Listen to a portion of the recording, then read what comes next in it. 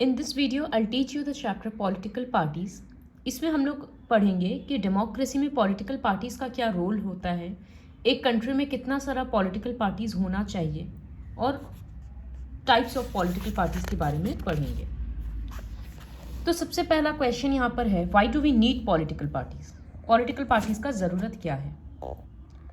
तो उसके पहले बताते हैं कि पॉलिटिकल पार्टी का मीनिंग क्या है। एक पॉलिटिकल पार्टी मतलब ग्रुप ऑफ पीपल होता है who come together to contest elections and hold power in the government.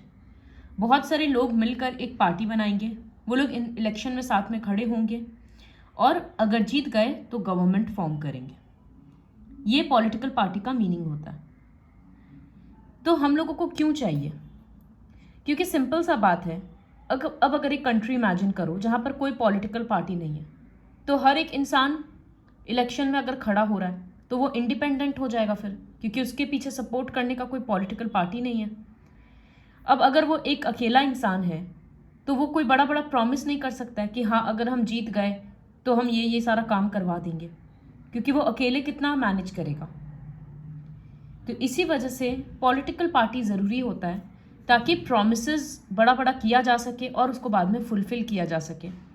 फिर ऑपोजिशन पार्टीज होगा जो नज़र रखेगा वो ठीक से काम कर रहा है कि नहीं। तो ये था पॉलिटिकल पार्टी का डेफिनेशन। और एक बार में समझाएं तो डेमोक्रेसी रन करने के लिए पॉलिटिकल पार्टी का होना ज़रूरी है। इसी वजह से आज पॉलिटिकल पार्टीज ओमनी प्रेजेंट बन गया है। ओमनी प्रेजेंट मतलब जो हर तरफ प्रेजेंट है। पहले बहुत सारा डेमोक्रेटिक कंट्रीज़ था या बहुत सारा कंट्रीज़ था जहाँ पॉलिटिकल पार्टीज़ इतना प्रोमिनेंट नहीं था, लेकिन आज हर एक डेमोक्रेटिक कंट्री में पॉलिटिकल पार्टीज होता ही है। इसका मतलब पॉलिटिकल पार्टी एक इम्पॉर्टेंट रोल प्ले करता है। पार्टीज के वजह से लेकिन सोसाइटी में डिवीजन भी होता है, पॉलिटिकल डिवीजन। देखो यहाँ लिखा है, parties are about a part of the society and thus involve partisanship. Partisanship का मतलब एक इंसान, पार्टीशन मतलब एक इंसान जो एक पार्टी के प्रति या एक ग्रुप के प्रति एकदम कमिटेड हो। तो बहुत सारे लोग अगर एक पार्टी को लेकर कमिटेड रहते हैं तो वो दूसरे पार्टी को फिर नीचा दिखाने लगते हैं या उनका सारा बात काटने लगते हैं। तो ये प्रॉब्लम भी सोसाइटी में क्रिएट होता है पॉलिटिकल पार्टी से।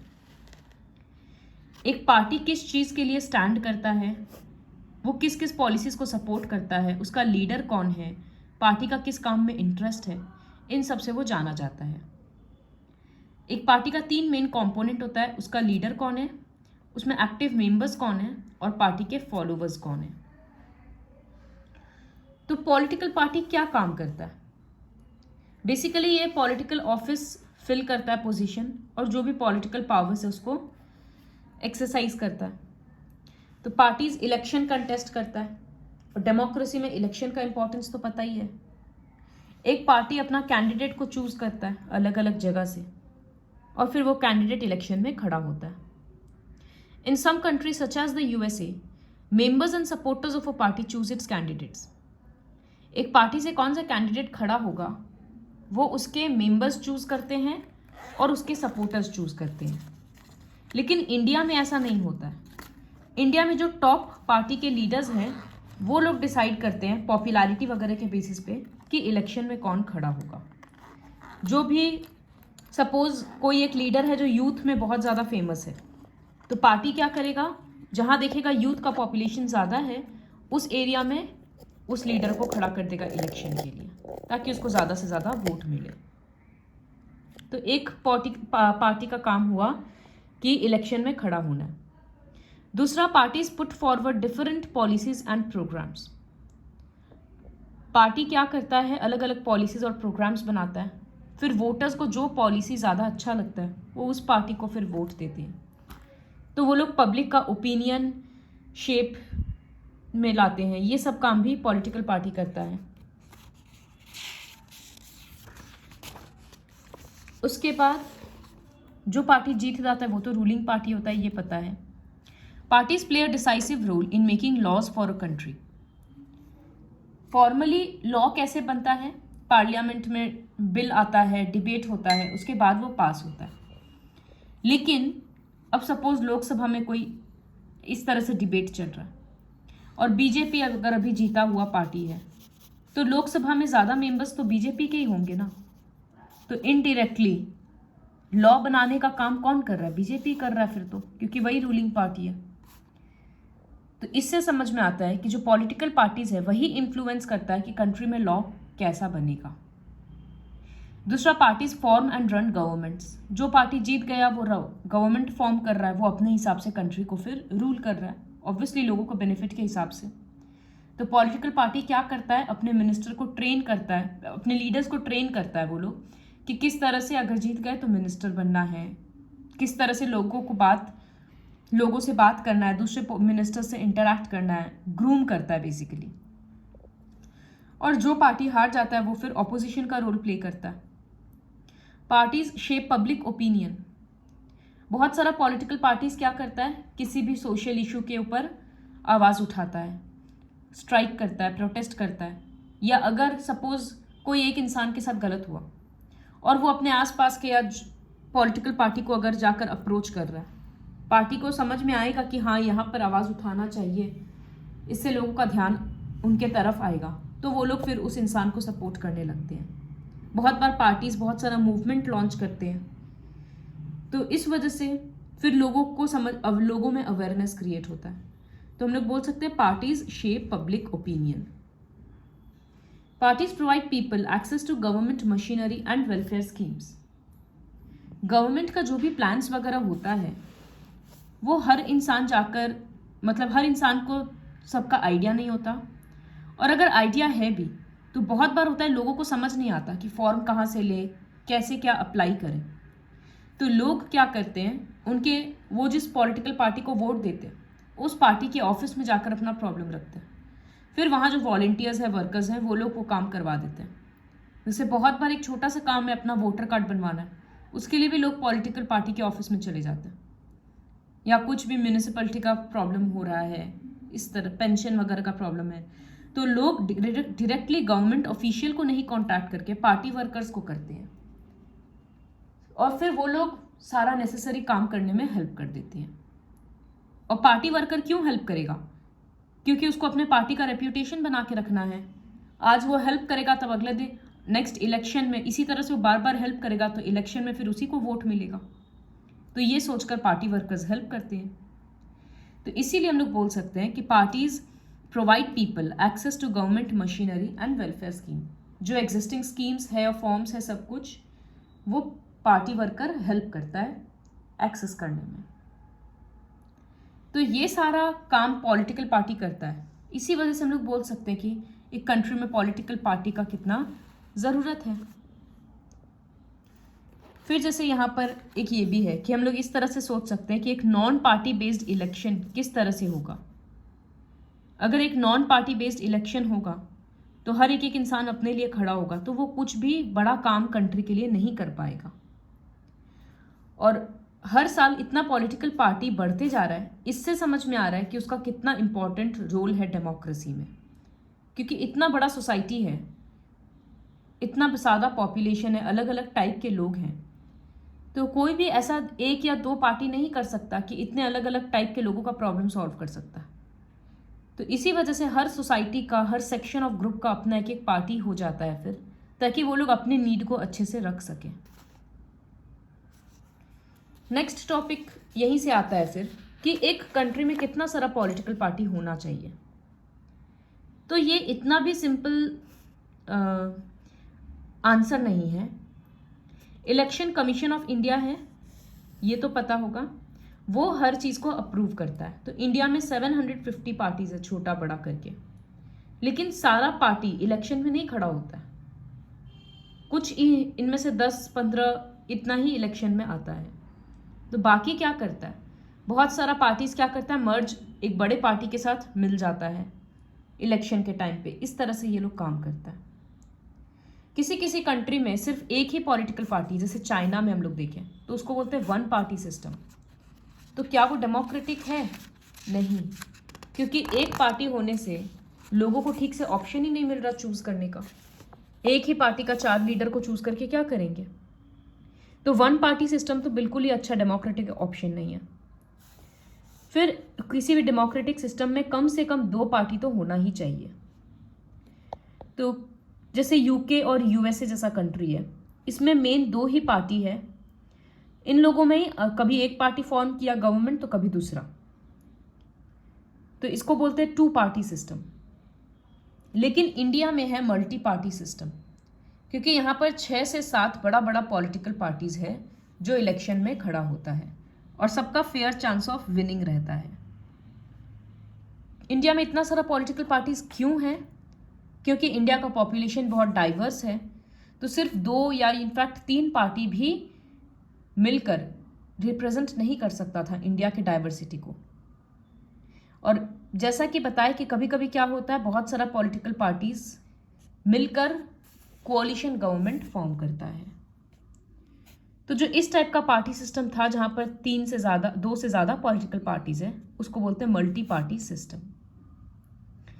इनफैक्ट इंडिया में इस तरह का 2004 के इलेक्शन में देखा गया था कि 3 मेजर अलायंसेस बना था। एक था नेशनल डेमोक्रेटिक अलायंस NDA, एक था United progressive alliance UPA। NDA में बीजेपी था, UPA में कांग्रेस था और साथ में छोटा छोटा पार्टी सब में, और left front. The multi party system often appears very messy. लगेगा इतना सारा पॉलिटिकल पार्टीज है तो कितना कन्फ्यूजन केओस लोगों में भी क्रिएट होता है, कितना सारा इलेक्शन टाइम पे रैली निकलेगा, सब अलग अलग पॉलिटिकल पार्टी अलग अलग कैंपेनिंग करेगा। लेकिन डेमोक्रेसी में ज़्यादा ऑप्शन लोगों को इसी के थ्रू मिलता है। तो अब क्वेश्चन आता है, तो हम लोग ये देख लिए 1 पार्टी सिस्टम, 2 पार्टी सिस्टम और मल्टी पार्टी सिस्टम। तो कौन सा बेटर ऑप्शन है? किसी भी एक कंट्री के लिए बेटर ऑप्शन उस कंट्री के अकॉर्डिंग ही चूज किया जाता है। तो party system is not something any country can choose. Suppose एक कंट्री में 2 मेजर पॉलिटिकल पार्टीज था, विथ टाइम धीरे धीरे जैसे जैसे और साल बीतता गया अलग अलग पॉलिटिकल पार्टीज और आता गया। तो इसका मतलब कंट्री को ज़रूरत था तो अलग अलग पॉलिटिकल पार्टीज आ गया। तो कंट्री के हिस्ट्री के अकॉर्डिंग, वहाँ के लोगों के नीड के according number of party choose किया जाता है। ये रहा यहाँ लिखा है कि इंडिया में एक मल्टी पार्टी सिस्टम है क्योंकि इंडिया का सोशल और जोग्राफिकल डाइवर्सिटी बहुत ज़्यादा है। No system is ideal for all countries and all situation. अब US वगैरह में उतना डाइवर्सिटी नहीं है तो वहाँ बहुत सारा पार्टी सिस्टम का कोई ज़रूरत ही नहीं है। इसके बाद हम लोग पढ़ेंगे नेशनल पार्टीज़ क्या होता है। जनरली पॉलिटिकल पार्टीज 2 लेवल पे होता है, एक नेशनल लेवल और एक स्टेट लेवल पे। कुछ कुछ पार्टी है जो अलग अलग स्टेट में बहुत एक्टिव है, तो सिंस वो बहुत सारे स्टेट में एक्टिव है तो उसको बोलते हैं नेशनल पार्टीज। मेन उन लोगों का पॉलिसी, स्ट्रैटेजी, ये सब हर स्टेट के लिए वैसे मोर और लेस सेम ही होता है। तो कैसे डिसाइड होगा कि कौन सा पार्टी नेशनल है और कौन सा स्टेट लेवल पे है? तो हर पॉलिटिकल पार्टी इलेक्शन कमीशन के द्वारा रजिस्टर्ड रहता है, इलेक्शन कमीशन से रजिस्टर्ड रहता है। कमीशन ऐसे तो हर पार्टी को इक्वली ट्रीट करेगा, लेकिन वो बड़े बड़े पार्टीज को कुछ एक्स्ट्रा फेवर देता है। कंडीशन क्या है नेशनल पार्टी डिक्लेयर होने का? यहाँ पर जैसे लिखा है कि एक रिकॉग्नाइज्ड पार्टी बनने के लिए, रिकॉग्नाइज्ड पार्टी मतलब उसका अपना सिंबल होगा, पार्टी के मेंबर्स वो पॉलिटिकल सिंबल यूज करके सारा काम करेंगे, इस तरह से सिंबल के नाम पे सारा फॉर्म वगैरह इशू होगा, तो उसको बोलते हैं रिकॉग्नाइज्ड पार्टी। तो रिकॉग्नाइज्ड पार्टी होने का क्या कंडीशंस है? एक पार्टी को at least 6% of total votes in legislative assembly के इलेक्शन में उसको मिलना चाहिए। मतलब जो स्टेट में इलेक्शंस होता है उसका 6% वोट्स मिलना चाहिए और कम से कम 2 सीट्स मिलना चाहिए उसको, तब वो स्टेट पार्टी कहलाएगा। और लोकसभा के इलेक्शन में उसको 6% वोट्स मिलना चाहिए और मिनिमम 4 सीट्स मिलना चाहिए असेंबली में, तब जाकर वो नेशनल पार्टी कहलाएगा। तो इस कैटेगरी के अकॉर्डिंग 2017 में इंडिया में 7 नेशनल पार्टीज थे। सब पार्टी के बारे में कुछ 2 लाइन पढ़े। तो जैसे पहला यहाँ पर लिखा है ऑल इंडिया तृणमूल कांग्रेस। ममता बनर्जी के द्वारा फॉर्म किया हुआ ये पॉलिटिकल पार्टी था। 2016 में इसको नेशनल पार्टी का स्टेटस दिया गया। सिंबल है इसका इस तरह से फ्लावर्स और ग्रास, जैसा फोटो में दिख रहा है। इस पार्टी का मेन मोटो है सेक्युलरिज्म और फेडरलिज्म। वेस्ट बंगाल में इसका पावर बहुत स्ट्रांग है। 2011 से इसी का रूल चल रहा है, अभी भी इसी का है। अरुणाचल प्रदेश, मणिपुर, त्रिपुरा, इन सब में भी है। लोकसभा के इलेक्शन में इसको 34 सीट्स मिला था। परसेंटेज तो 6% नहीं मिला, लेकिन सीट्स बहुत ज्यादा मिला। फिर इसी तरह से एक है बहुजन समाज पार्टी। कंशीराम बोलकर एक लीडर इसको फॉर्म किया था। इसमें दलित, आदिवासी, ओबीसी, मतलब ये बैकवर्ड क्लासेस का पार्टी है। मध्य प्रदेश, छत्तीसगढ़, उत्तराखंड, दिल्ली, ये सब में इसका प्रेजेंस है। फिर है भारतीय जनता पार्टी। तो भारतीय जनसंघ ये एक पार्टी था, इसी का नाम चेंज करके बीजेपी इस तरह से भारतीय जनता पार्टी रखा गया। ये पार्टी श्याम प्रसाद मुखर्जी के द्वारा फॉर्म किया गया था।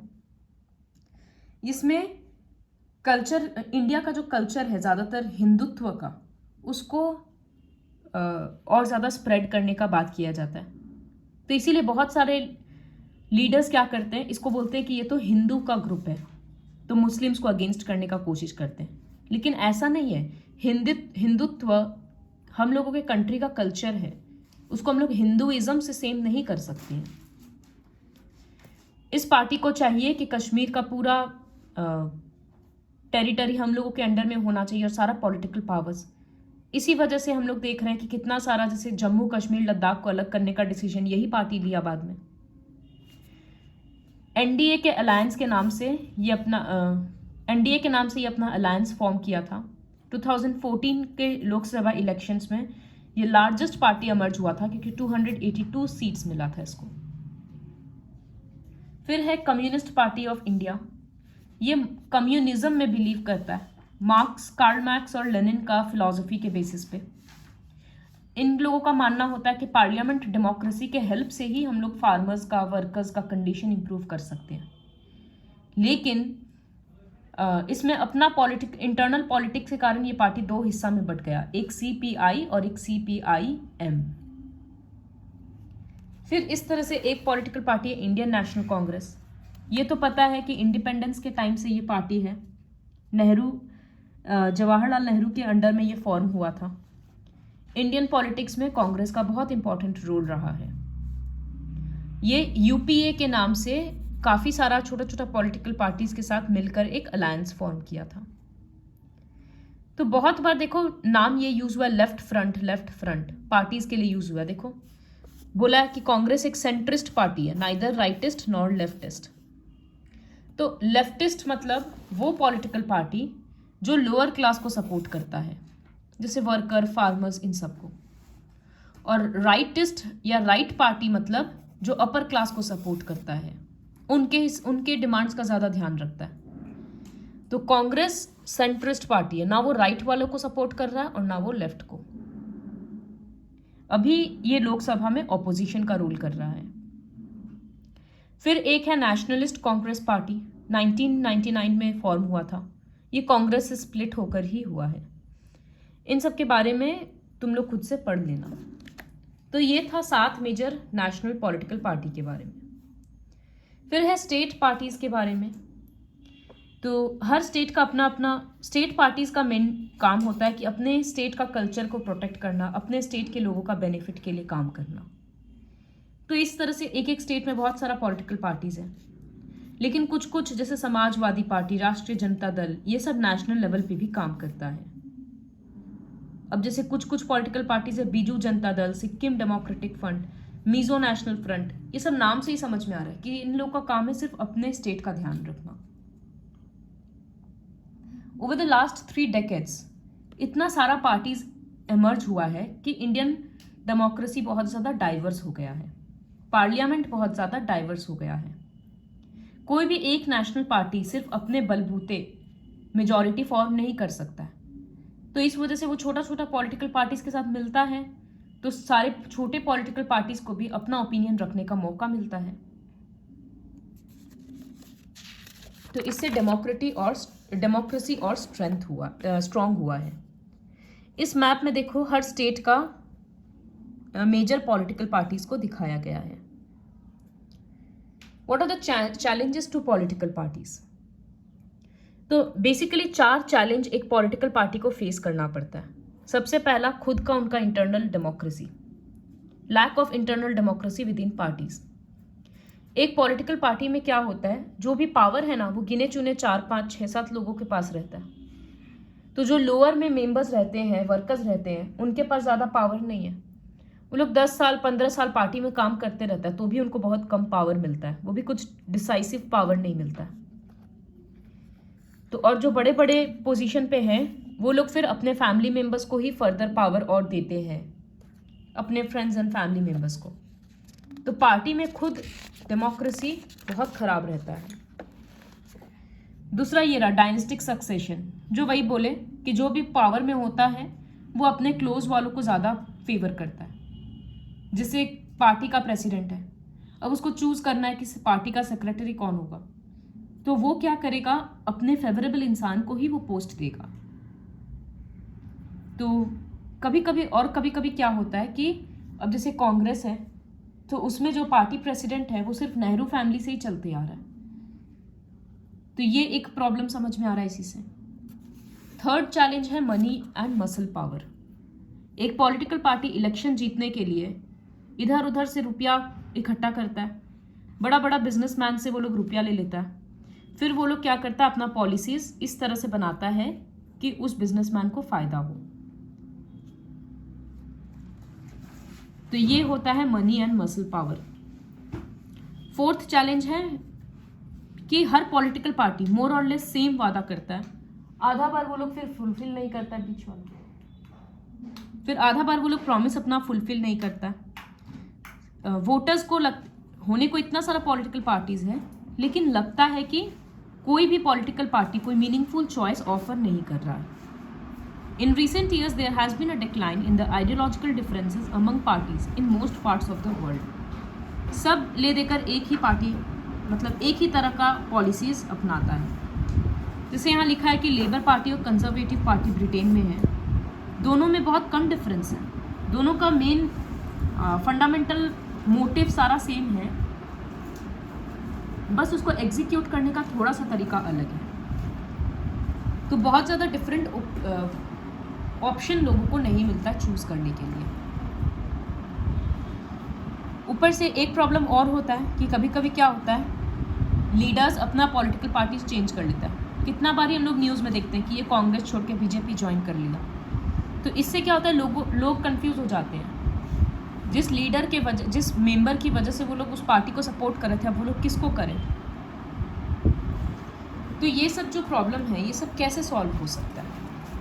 How can parties B reformed? एक डेमोक्रेसी में फाइनल डिसीजन तो उसके लीडर का ही होता है। तो अब अगर वो लोग ही चेंज बार बार हो जा रहे हैं तो पार्टी का क्या होगा? तो कॉन्स्टिट्यूशन में एक बहुत इंपॉर्टेंट चेंज लाया गया था।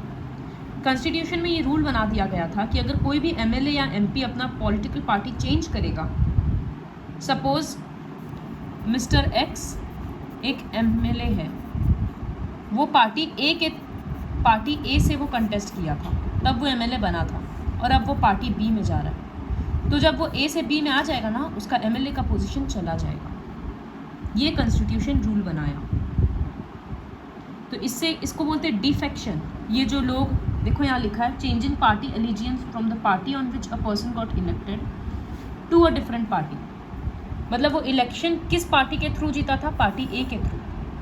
जीतने के कुछ महीना बाद या 1 साल बाद वो दूसरे पार्टी में चला जा रहा है। इसको डिफेक्शन बोलते हैं, और ये बहुत गलत है, क्योंकि पार्टी बी के पास अगर इस तरह से बहुत सारा एमएलए आ जाएगा तब तो वो मेजॉरिटी में आ जाएगा।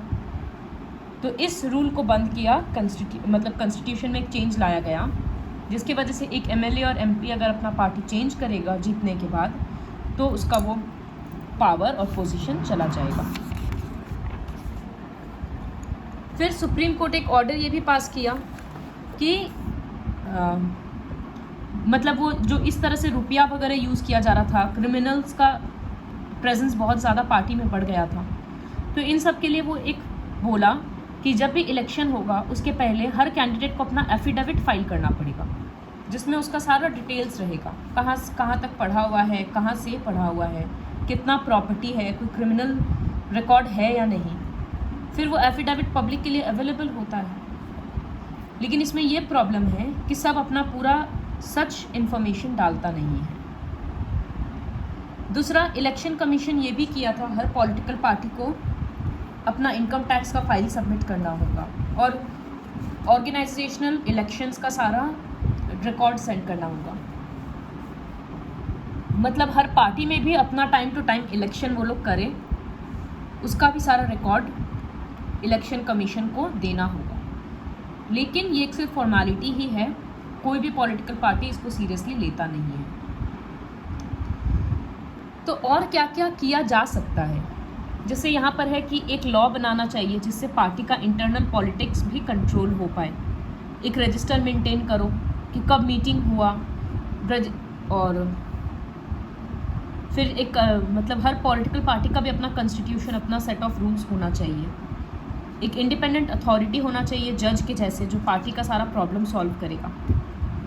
हर पॉलिटिकल पार्टी को विमेन को 1/3 सीट्स देना चाहिए, तो इससे विमेन का रिप्रेजेंटेशन भी बढ़ेगा। स्टेट्स को पॉलिटिकल पार्टीज़ को रुपया देना चाहिए इलेक्शन वगैरह का खर्चा के लिए। अब रुपया नहीं देकर पेट्रोल दे दो, पेपर, टेलीफोन, कुछ भी दो। तो इस टाइप का सजेशंस दिया गया है, लेकिन ये सब पास हुआ नहीं है और होने में बहुत मतलब जल्दी से होगा भी नहीं, क्योंकि जो रूलिंग पार्टी है वो भी ये सारे चेंजेस को एक्सेप्ट करने को रेडी नहीं है।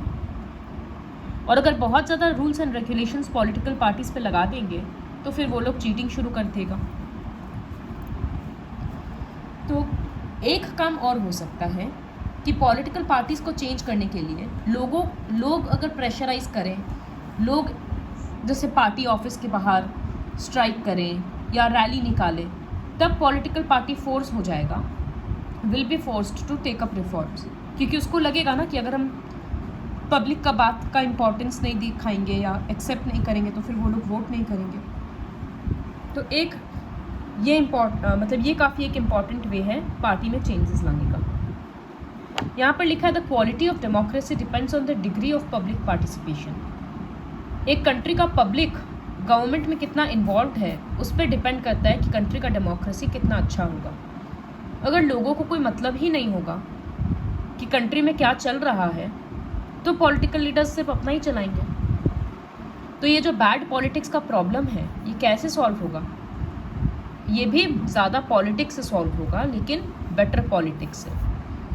ज़्यादा से ज़्यादा लोगों को इन्वॉल्व होना रहेगा। जो लोग चेंज चाहते हैं उनको भी पार्टी को ज्वाइन करना पड़ेगा। हम लोग सिर्फ पार्टी मतलब पॉलिटिक्स को क्रिटिसाइज करेंगे तो कोई चेंज या कोई इम्प्रूवमेंट नहीं होने वाला है। This is all about the chapter political party.